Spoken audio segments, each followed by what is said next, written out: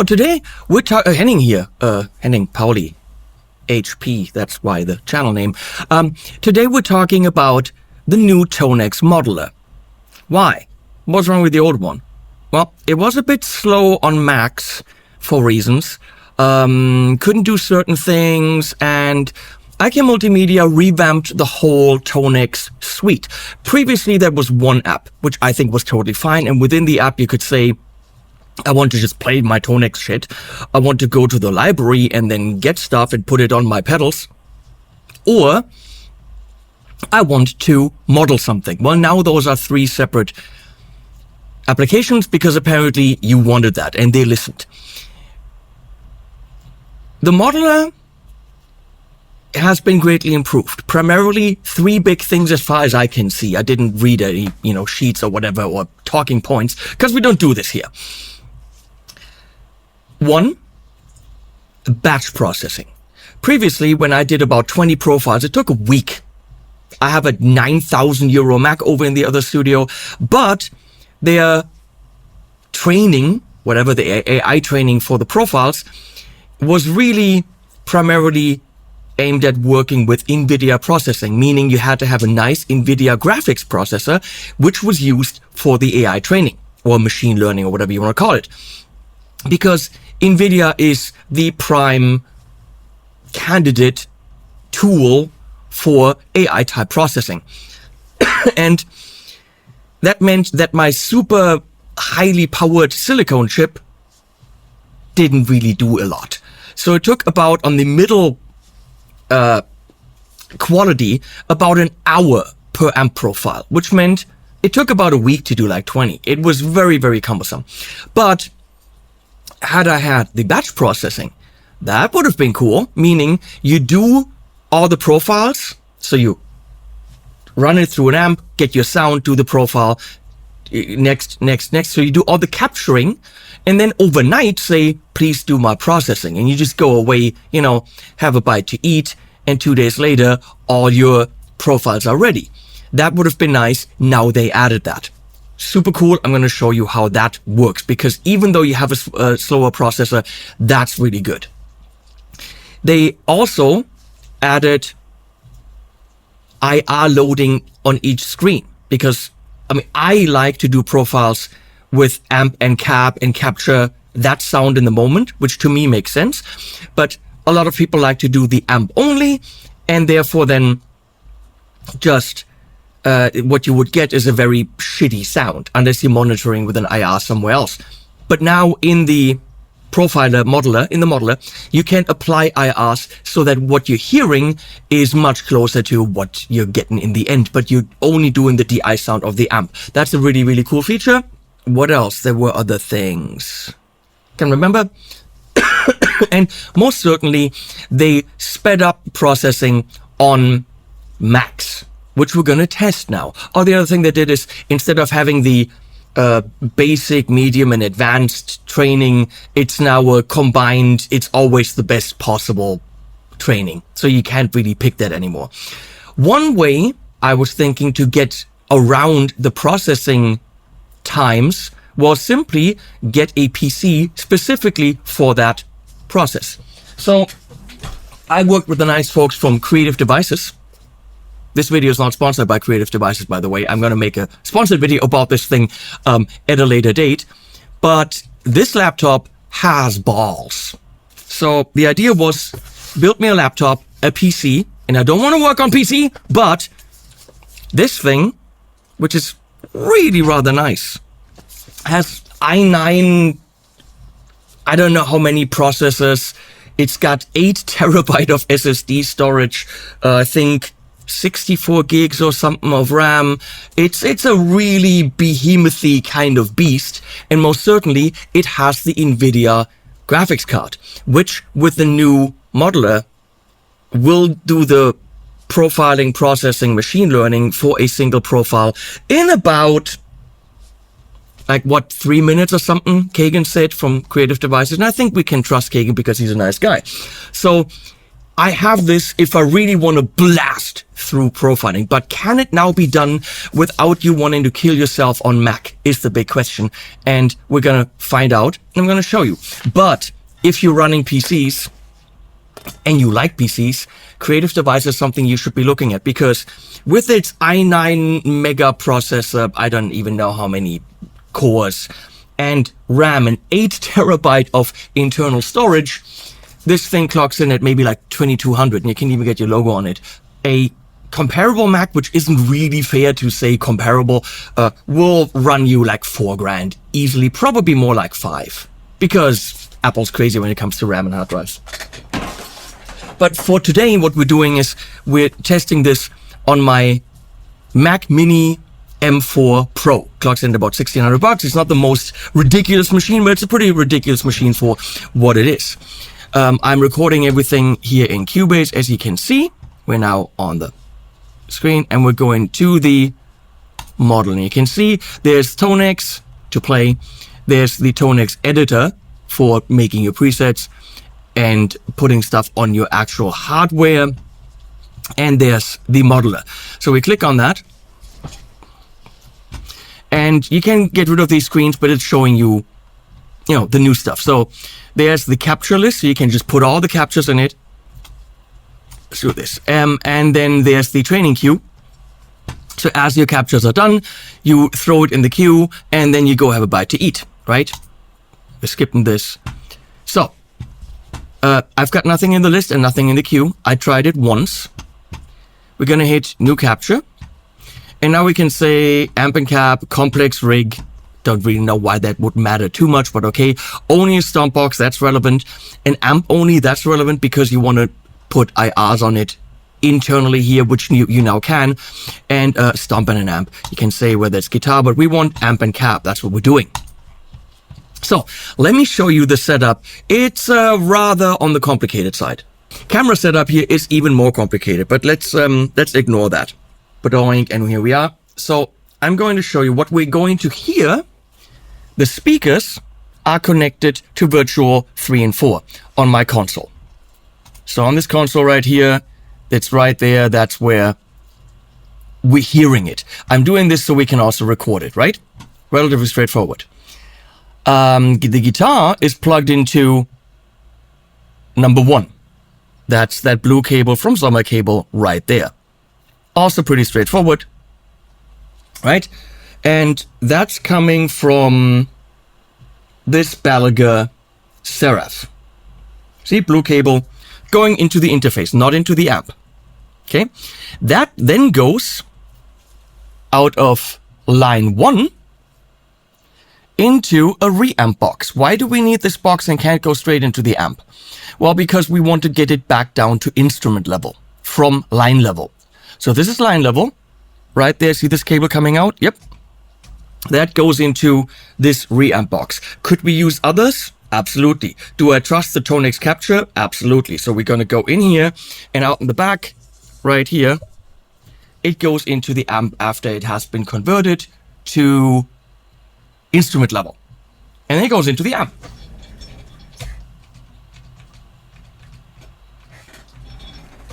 In this case, a Victory MK overdrive.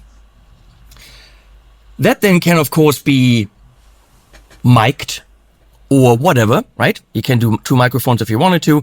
The way I'm doing it is I'm going into Fryette Power Load IR, which is my mic. So that is over here. Power Load IR. Which is going into this patch bay, or actually just into input 2 on there. And you can see that mic is going into input 2. So I will play the guitar into here. It'll go out of here into the reamp box, into my amp, and the amp goes back into the interface. So just make sure you have an interface that has at least 1 line output and maybe a guitar high Z input. That would be nice. Like the XIO from IK Multimedia would be a good interface for that. I made it work with my Apollo and the Tonex capture. The XIO actually has a reamping out already built in. So you don't even need the Tonex capture, which is very nice. Very nice. Okay. This setup is not the easiest to grasp depending on what audio interface you have. Let me give you a little bit of a warning if you're doing this on Apollos, because I have been stuck several days at some point making this happen. Reason being, using the line 1 out. If you're on your Apollos, let's go to Q outputs, right? So we got Q outs here, meaning those are different mixes. If I turn this on and I use the Q out on line 1 and 2, line 1 is being used as my output right now, right, to the amp. Then the Apollo will let other software show line 1 and line 2 as available outputs, but it will not pump audio into them because it blocks them because it's using them for Q outs. So you got to be very careful. I was absolutely stuck for 2 days the first time I did this. You cannot have the outputs you're using in the Tonex software assigned to Q outs. So if you're using Universal Audio stuff, that is a very good tip that's going to save you a lot of time. We have the setup, and now we're testing the setup.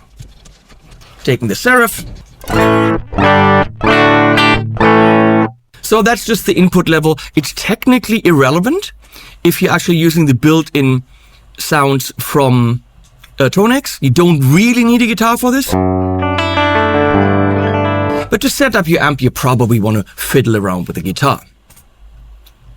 So this is monitoring. Oh, now I could load an IR, right? That's the send level to the amp, but we're not hearing that. You could load an IR right here. So here I've got my live input, and now it's actually going to the amp from my guitar into the interface, and we're hearing this whole chain. Be advised, depending on the settings of your audio interface, because it's several times in and out, you're going to have some latency. But to set up a sound, it doesn't really matter.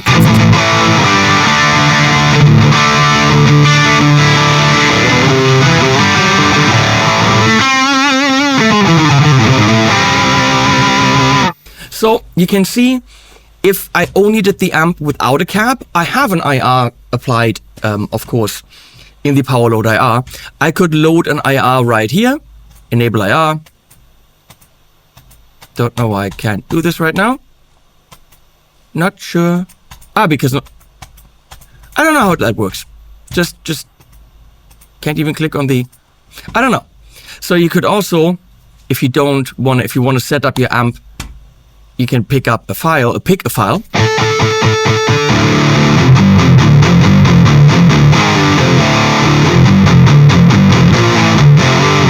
So my input level is totally fine. If you want to hear it quieter, you can change the monitoring level.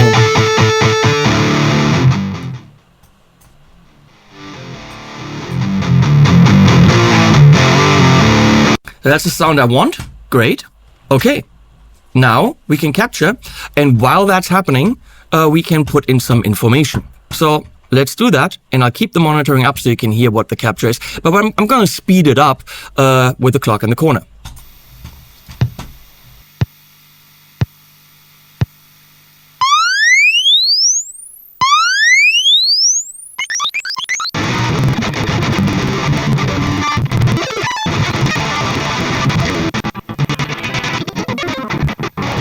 Okay, apparently that was it. Don't know how long that took, but that was roughly what it did before. Put in some information here. Oh, we need to make the amp look different, if I can. I called it the parrot because that is the color that the amp has. Of course, it doesn't have any kind of parity. Oh, green. Nice. So, we could say auto start whenever we're done to do this, but we don't want to.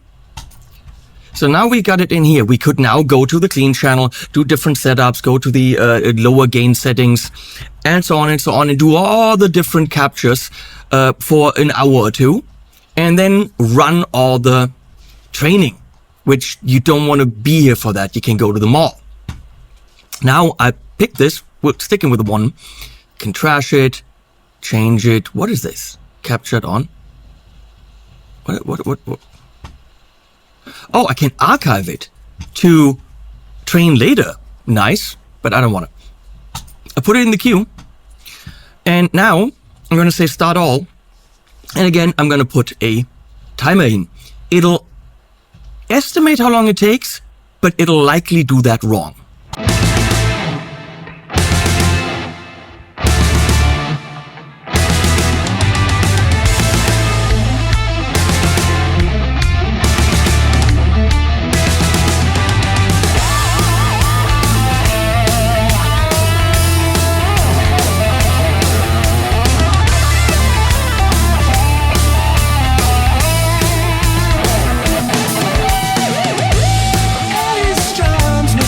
It looks like we're done. Great. Select.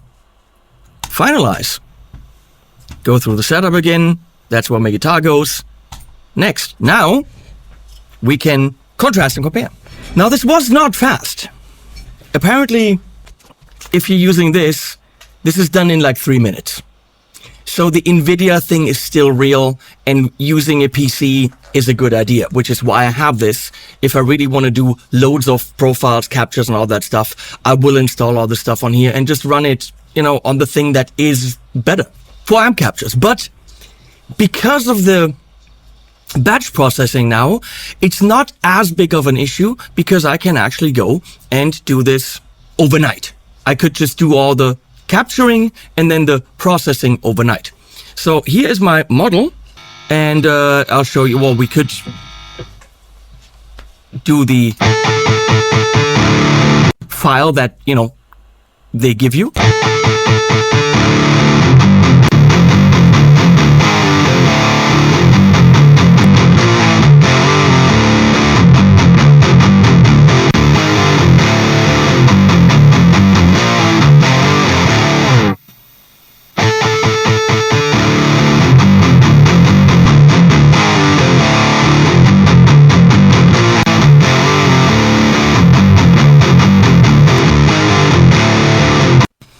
If I really, really want to be picky, I can hear the tiniest shift in some kind of frequency somewhere, but that's probably imagined. So let me see if I play. Oh, live input.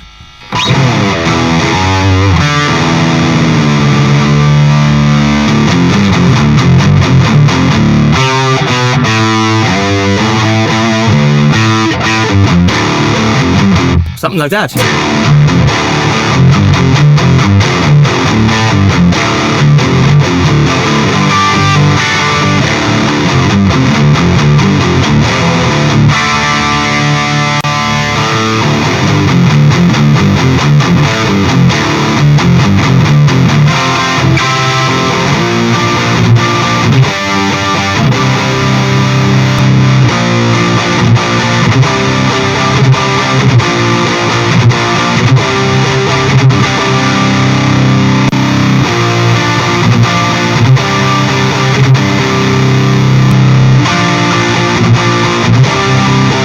Now, the one thing I would like to see in even the next update is what Neural is doing on the Nano Cortex, which is doing automatic switching back and forth. So you can set it up for 2 seconds on the one, 2 seconds on the other, and that way I don't have to stop playing and grabbing my mouse. That's a nice kind of a, add-on that they could do, but I'm thinking any differences are probably imagined.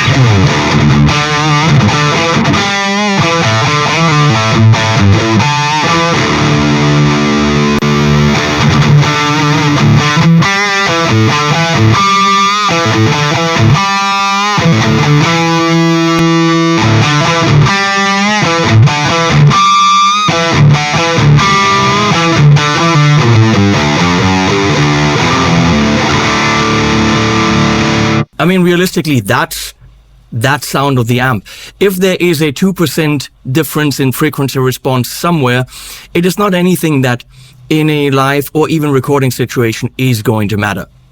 Now, will I use that for a recording here in the studio? No, why would I? I have the amp. If you have the real thing, go for the real thing. If you want to save time and make it easy, I'll take this, I'll put it into my Tonex, and even the Tonex 1, it's a tiny little thing. And I got them here somewhere. And then use that. for convenience. If you have the real thing, use the real thing. If you want convenience, use that. If you're going live, yeah, use that. I mean, that's a kick-ass sound.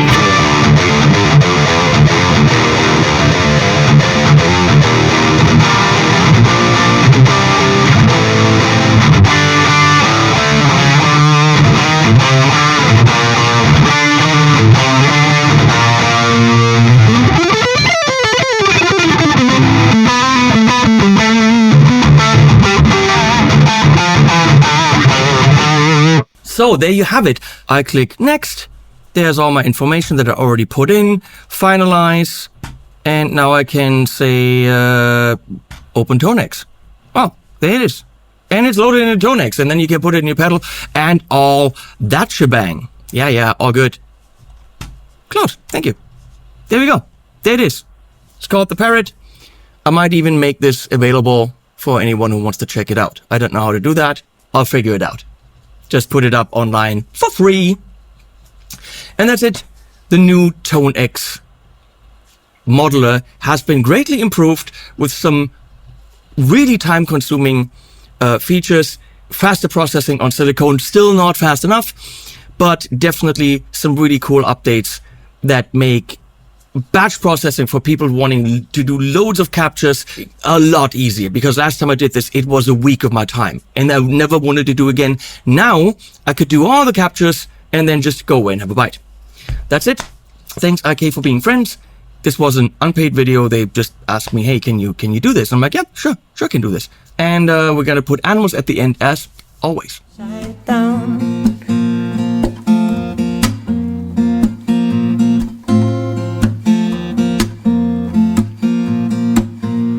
Remember when we used to say that nothing could unlock our chains?